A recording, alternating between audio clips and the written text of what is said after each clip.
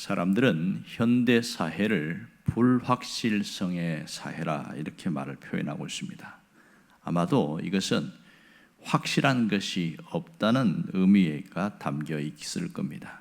또한 사람의 마음도 확신이 없이 살아가기 때문에 그럴 가능성이 많습니다.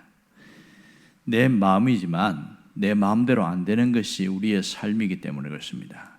어떤 것은 내 마음대로 할 수도 있고 어떤 것은 할 수 없는 것 두 종류가 있지요. 삶을 살아가는데 두 가지 요소가 있는데 하나는 삶의 환경이고 또 하나는 삶의 자세입니다. 사람을 행복하게 하는 것은 삶의 환경도 중요하지만 삶의 자세도 굉장히 중요합니다. 그러니까 환경은 우리 삶의 표면이라고 말할 수 있고요. 또 자세는 삶의 내면이라고 말할 수 있겠죠. 이 환경은 내 마음대로 할 수가 없습니다. 하지만 자세는 내 결심에 따라서 다르게 바뀔 수도 있는 것이죠. 성경에서 말씀하는 것은 삶의 표면인 환경에 대한 얘기가 아닙니다. 삶의 내면인 그 삶의 자세에 대해서 말씀하고 있습니다. 하지만 많은 사람들이 삶의 환경을 구합니다. 보다 나은 환경, 보다 나은 삶의 질을 스스로 구하는 경우가 많습니다. 그러나 주님이 원하는 것은 그것도 필요하긴 하지만 진정으로 중요한 것은 삶의 자세다 이렇게 이야기합니다. 삶의 자세가 바른 사람은 삶의 환경을 창조합니다. 환경이 나쁘지만 좋은 것으로 바꿔나갑니다. 하지만 삶의 자세가 무너진 사람에게는 어떤 환경도 그를 복되게 할 수가 없는 것이죠. 아무리 좋은 환경이었다가도 자세가 나쁘니까 환경도 나빠지는 경우가 많습니다. 지금 우리에게 정말 필요한 것은 삶의 환경이 아니라 삶의 자세라는 것이죠. 삶의 자세가 건강한 사람은 어디에 내놔도 건강한 사람으로 살아갑니다. 왜냐하면 삶의 환경을 따라다니는 사람은 그것 때문에 삶의 자세를 잃어버리는 일이 많기 때문입니다. 또 하지만 삶의 자세가 분명하지 않은 사람은 어디를 나도 어려운 삶을 삽니다. 분명한 것은 우리가 환경에 의해서 지배를 받지만 하지만 자세는 환경을 뛰어넘게 만든다. 그것을 알 수 있습니다. 이 삶의 자세가 분명한 사람이 나오는데 바로 사도 바울이었습니다. 오늘 우리는 지금까지 사도 바울에 대한 것을 자세하게 살펴보고 있습니다. 23절부터 25절까지에 나오는 내용에서 무려 8편의 말씀을 함께 살펴보았습니다. 그래서 바울이 육신의 어떤 부요나 쾌락을 위해서 이렇게 살아온 것이 아니고 하나님을 위해 살았음에도 불구하고 때로는 죽음의 광풍에 이렇게 휩쓸리는 그런 상황을 맞이했다는 것을 우리는 잘 알고 있는 것이죠. 자, 그는 먹지도 마시지도 못하고 정말 알렉산드리 배에서 아주 구원의 여망이 없을 만큼 그런 위기 속에 빠진 때가 있었습니다. 그 죽음의 유라굴라 광풍은 생존 확률이 1%가 아니고 제로다 이렇게 얘기를 합니다. 그런 절망적인 상황에서 바울이 23절부터 25절까지 고백할 수 있었던 것은 삶의 자세가 남달랐기 때문에 그렇습니다. 그 삶의 자세는 어디서 나옵니까? 하나님의 말씀에서 나왔음을 알 수 있습니다. 바울은 오늘 여기서 위대한 신앙의 고백과 자기 선언이 나오고 있는 것이죠. 이것 때문에 그는 오히려 죽음의 폭풍이 생명의 폭풍으로 바뀌는 그런 놀라운 일이 생깁니다. 오늘 이 바울의 위대한 신앙 고백의 마침은 바로 26절로 끝이 납니다. 26절에 보면 그런즉 우리가 반드시 한 섬에 걸리리라 하더라 이렇게 이야기합니다. 자, 여기서 왜 한 섬에 걸린다고 말을 했는가? 이게 의문점이죠. 우리가 어떤 섬에 걸릴 수 있다거나 또한 어떤 섬에 걸릴지도 모른다 이렇게 말하는 게 상식적이거든요. 또 혹은 우리가 어떤 육지에 걸릴 것이다 이렇게 말하는 것이 더 논리적입니다. 바울이 반드시 한 섬에 걸리리라 이렇게 말한 데는 도대체 뭘 믿고 그렇게 얘기하나? 한 섬에 걸리지 않으면 어떻게 할 건데? 그러면 얼마나 비참해지겠어요. 그리고 반드시라는 단어를 쓰는 이유가 뭘까요? 뭐 하나님의 계시를 받았거나 특별히 그런 것은 전혀 보이지 않습니다. 그런데 바울이 이렇게 말한 것은 딱 한 가지입니다. 그것은 바울이 가진 신앙적 확신 때문에 그렇습니다. 하나님께서 바울을 황제의 법정에 서야 할 것을 분명히 말씀하셨거든요. 그 말씀 한마디를 딱 붙들면서 반드시 한 섬에 걸릴 것이라는 확신을 가지게 된 것이죠. 자, 상식적으로 생각해 보십시오. 유라굴라 광풍에 배가 파손했는데 그 상태로 바다에 둥둥 떠다니면 어떻게 되겠습니까? 하나님이 너와 함께 항해한 이 모든 자를 내게 주셨다 이렇게 말했는데 그 배가 파손한 상태에서 바다에 둥둥 떠다닌다면 이 말이 안 되는 거거든요. 그러니까 하나님이 이렇게 말씀하시니까 그러면 반드시 한 섬에 걸릴 수 있겠다. 그런 확신을 가지게 된 것이죠. 그래서 그는 현재 주어진 상황에 대하여 믿음으로 해석을 했다는 게 중요합니다. 이게 중요한 것이죠. 지금 현재 상황은 폭풍이 그치지 않았습니다. 여전히 어려운 상황이 있어요. 그러나 앞으로 폭풍이 그칠 것이라고 미리 예비하고 얘기한 것이죠. 또 하나는 그것만으로 끝나는 게 아니고 어느 섬에 반드시 걸릴 것이다. 왜냐하면 하나님 말씀이 주어졌으니까. 그러니까 현재 상황에 대하여 주어진 상황에 대해서는 바른 해석을 한 것이죠. 이것이 바울이 확신적으로 말할 수 있었던 겁니다. 그는 이렇게까지 할 수 있었던 건 바로 25절 때문에 그렇습니다. 25절을 보면 나는 내게 말씀하신 그대로 되리라고 하나님을 믿노라 이랬습니다. 이게 얼마나 중요한지 모릅니다. 내게 말씀하신 그대로 되리라고 그렇게 말씀하신 그 하나님을 나는 믿는다.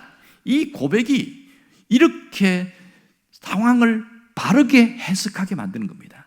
여러분, 하나님의 말씀이 주어졌다고 다 믿는 게 아니에요. 이것을 얼마나 확신적으로 믿느냐에 따라서 내가 현실에 주어진 상황을 해석하는 게 완전히 달라집니다. 똑같이 말씀이 주어졌는데도 어떤 사람은 그래도 하나님이 내 형편을 얼마나 다 아실 거야. 내가 얼마나 힘든데 그러면서 부정적으로 자꾸 해석하는 사람이 있어요. 하지만 오늘 바울처럼 하나님 말씀을 주었을 때에 확신적으로 이렇게 믿음의 해석을 하는 사람이 있습니다. 누구에게 하나님의 역사가 더 분명히 나타날까요? 끝없이 부정적으로 해석하는 사람에게는 하나님의 역사가 아마 더 더디 나타날 가능성이 많습니다. 그렇게 나타나더라도 우연히 저절로 되어졌지 그렇게 또 이야기할 수도 있다는 것이죠. 어떤 분이 정말로 그러더만요. 그 기도도 하지 않고 하나님 불쌍해서 그렇게 해서 약 한 첩 먹었는데 병이 나아버리니까 약의 효과지 무슨 하나님이 도와주시나 이러더란 말이에요. 이런 경우가 우리가 갖고 있는 현실입니다. 그러므로 신앙생활에서 정말 중요한 것은 현재 상황에 대해서 어떻게 해석하느냐 이 점이 대단히 중요한 것이죠. 당시 상황을 보세요. 바울이 지금 그레데 섬 미항에서 출발했습니다. 바울이 출발한 건 아니지만 그 배가 출발해서 얼마 몇 시간 못 가서 유라굴라 광풍에 확 휩쓸려 가지고 배가 계속 남쪽으로 갑니다. 근데 사람들이 두려워한 게 뭐냐면 그렇게 내려가다 보면 이 폭풍의 바다의 모래톱 이 50m, 100m 되는 모래톱에 딱 걸려버리면 그건 끝이거든요. 그래서 다 연장도 버리고 기구도 버리고 짐도 버리고 버리잖아요. 그렇게 해서 남쪽으로 밀려가면 어디로 나오냐면 북아프리카에 있는 리비아 해안으로 나옵니다. 리비아 해안. 남쪽으로 가면 거기에 걸릴 수밖에 없거든요. 그런 상황인데 거기는 섬이 아니고 대륙이죠. 큰 육지란 말입니다. 죽음의 광풍이 통제력을 상실해서 남쪽으로 흘러가는데 그것이 일반적인 견해입니다. 그런데 바울은 무슨 생각이냐면 하나님께서 네가 황제의 법정에 설 것이다 이렇게 말했기 때문에 상식과 다르게 해석한 거예요. 반드시 하나님께서 이 배를 그렇게 리비아 해안에 그래서 육지에 걸리게 하지 않을 것이다. 어느 섬에 반드시 걸리게 할 것이라고 믿었던 것이죠.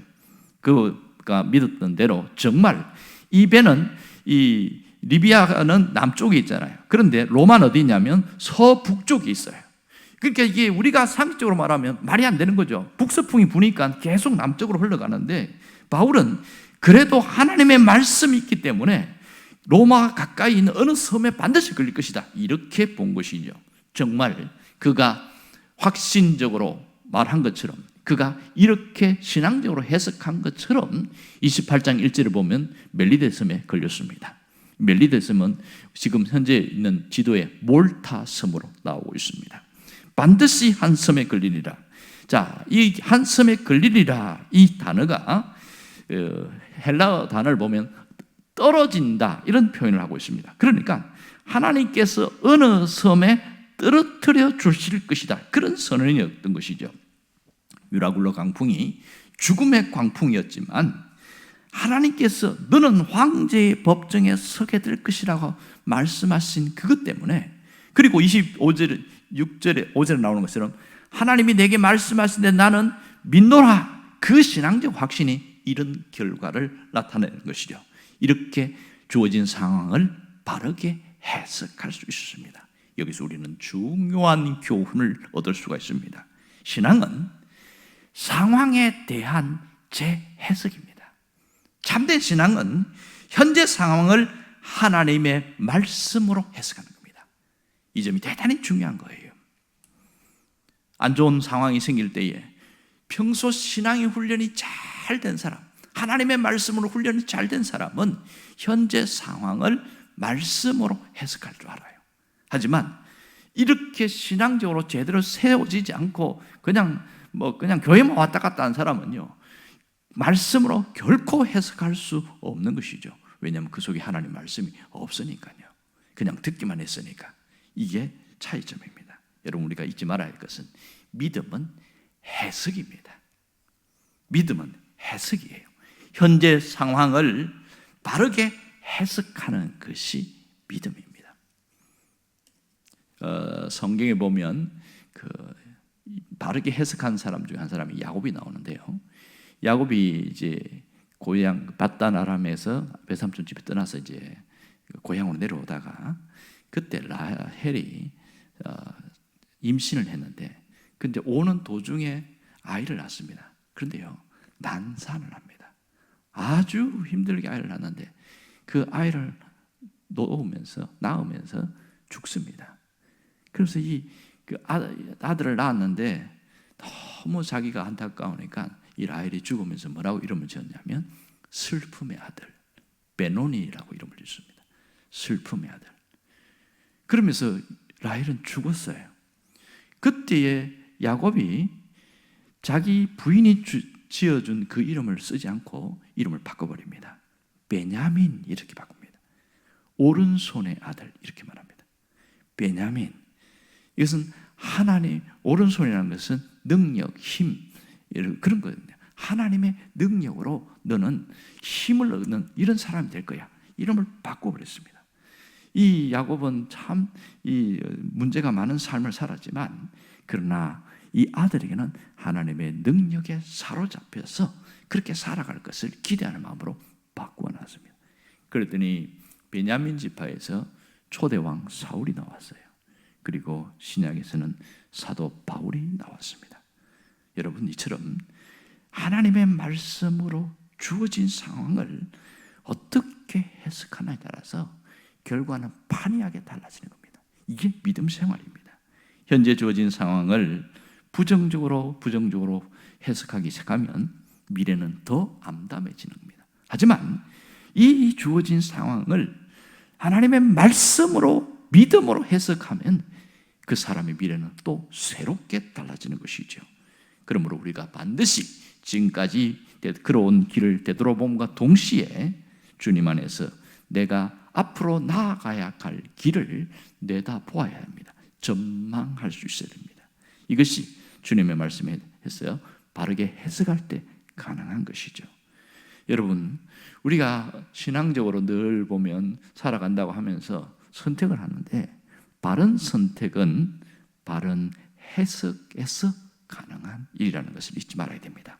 믿음은 하나님의 말씀에 의한 해석이기 때문에 그렇습니다. 어떤 분은 죽음의 유라굴라 광풍처럼 휩쓸려가는 사람이 있습니다. 외적으로 그렇게 환경적으로 유라굴라 광풍이 분 사람도 있고, 어떤 분은 심리적으로 유라굴라 광풍에 휩쓸린 사람도 있습니다. 하지만 이런 사람께 내가 살아간 상황에 어떤 상황이 생겼든지 우리의 삶을 한번 되돌아볼 필요가 있는 것이죠. 혹시 지금 내가 하나님의 말씀을 등지고 하나님을 모른다고 하지 않았지만 마음속으로 하나님의 말씀을 등지고 살아갔다면 그 길을 벗어나 다시 하나님께로 돌아서는 계기가 되면 좋겠습니다. 이것이 하나님께 돌아서라는 사인일 수 있는 거예요. 그러면 오히려 이 일 때문에 더 빨리 가게 되는 일들이 생기는 것이죠. 온갖 어려움 속에서도 주님의 말씀으로 살아온 사람도 있습니다. 그럼에도 불구하고 이 죽음의 광풍이 우리 삶에 휘몰아친 경우가 있죠. 그럴 경우에는 이것이 죽음의 광풍이 아니라 내가 여기서 끝까지 믿음으로 견디고 나가면 그것은 오히려 생명의 광풍으로 바뀔 것이다. 이렇게 재해석하면 그대로 되어진다는 것이죠. 여러분, 지금 바울을 보십시오. 바울이 탄 알렉산드리아호는 정말 유라굴라 광풍으로 계속 휩쓸려가고 휩쓸려가는 그런 상황이 있습니다. 그런데요, 하나님이 바울을 불러냈을 때에 주님의 종과 증인으로 부르셨잖아요. 그리고 지금 바울은 그럼에도 불구하고 아주 죽음의 위기 속에서 지금 있습니다. 그런데 하나님 말씀이 들려졌어요. 내가 너를 황제의 법정에 세울 것이고 여기 있는 사람들은 한 사람도 죽지 않을 것이다. 너에게 맡겼다. 그것을 믿음으로 해석한 거예요. 그래서 나는 내게 말씀하신 하나님 그대로 되리라고 나는 믿노라. 이 신앙적 확신이 현실을 재해석했습니다. 주어진 상황을 믿음으로 해석하게 만든 것이죠. 우리는 수도 없이 하나님의 말씀을 들었고 말씀이 내 안에 새겨졌다고 했습니다. 문제는 그 말씀으로 내 삶을 재해석하지 않으면 아무런 능력이 없는 것이죠. 진짜 중요한 것은 말씀으로 주어진 상황을 해석할 줄 알아야 합니다. 그래야 삶은 바뀝니다. 그러면 우리는 오히려 하나님의 섭리와 은혜의 한 섬에 끌리게 될 것이는 거죠. 오히려 죽음의 위기였지만 이것 때문에 더 많이 살아나는 놀라운 일이 생길 겁니다. 제가 사도행전 27장을 한참 이렇게 묵상하면서 보니까 왜 하나님이 이렇게 유라굴라 광풍에 휘몰아치는 데라고 굳이 가게 내버려두었을까? 선장과 선주의 마음을 바꾸지 않고 그들이 고집대로 가게 내두었을까? 큰 틀에서 보니까 여기에 놀라운 하나님의 섭리가 있습니다. 만일 이 미항에서 거기서 2달 지냈다가 로마로 갔다면 그는 여전히 죄수의 몸으로서 그냥 갔을 것이고 어떠한 하나님을 알 수도 없었겠죠. 다른 사람들이 말입니다. 하지만 이 그들의 고집스러운 것 때문에 하나님께서 허락하셨어요. 그렇게 하나님 섭리였어요. 유라굴라 광풍에 죽을 고생을 했습니다. 그런데요, 그 가운데 허락하신 상황이지만 하나님이 바울 한 사람을 이 모든 사람들이 참된 하나님을 믿게 하는 도구로 사용하셨다는 거죠. 바울 한 사람 때문에 모두가 살아나는데 하나님은 유일하신 분이고 하나님은 참된 하나님이라는 것을 그 모든 살아난 276명이 다 믿었을 거라는 것은 분명합니다. 또 하나는 바울에 대한 증언자가 됐을 겁니다. 바울의 증인이 되었다는 것이죠. 이 사람은 정말 하나님의 사람입니다. 그들을 어디 가든지 그렇게 할 수 있었다는 겁니다. 이 상황들이 그렇습니다. 여러분, 내가 예수를 잘 믿는데도 이 유라굴라 광풍 같은 어려움들이 우리에게 휘몰아칠 때가 있어요. 이때에 주어진 상황을 바르게 해석하는 것이 너무 중요합니다. 그래야 그 다음 삶이 새롭게 펼쳐집니다. 내가 잘 믿는데도 이런 이 상황이 펼쳐졌다면 하나님이 필요하기 때문에 허락하셨다는 것이죠. 이것이 반드시 필요한데 어떻게 해석하느냐, 그게 따라서 우리 삶은 반이하게 달라지는 겁니다. 만일 거꾸로 뒤집어 봅시다. 바울이 믿음이 없는 상황이라 생각해 봅시다. 아무리 하나님의 말씀이 들려졌고 그렇게 했는데도 믿음이 없어서 벌벌 떨고 불안에 떨고 있으면 어떻게 되겠어요? 이 사람들은 하나님이 바울을 통해서 맡길 수 있겠어요? 결코 안 되는 것이죠. 이렇게 여러분 안심하십시오. 반드시 한 섬에 걸릴 겁니다. 얼마나 위로가 되고 안심이 됩니까? 그리고 그걸 믿었거든요. 믿은 대로 되었단 말입니다. 신앙은 이러한 겁니다. 앞으로 미래가 보이지 않던 불투명한 세상이고 미래지만 분명한 것은 우리가 선포하는 대로 바르게 주어진 상황을 믿음으로 해석하고 선포하는 대로 하나님은 열어가신다는 사실을 잊지 않기를 원합니다. 나는 하나님께서 살려주신다, 나는 안 죽는다, 그럼 안 죽어요. 왜요? 내게 주신 사명이 있으니까. 이거 감당할 때까지는 결코 죽지 않는다. 앞에 이런 일이 있고 저런 일이 있고 문제가 생겨도 나는 겪고 살아나리라. 그 믿음, 그 배짱으로 우리는 살아가는 거예요.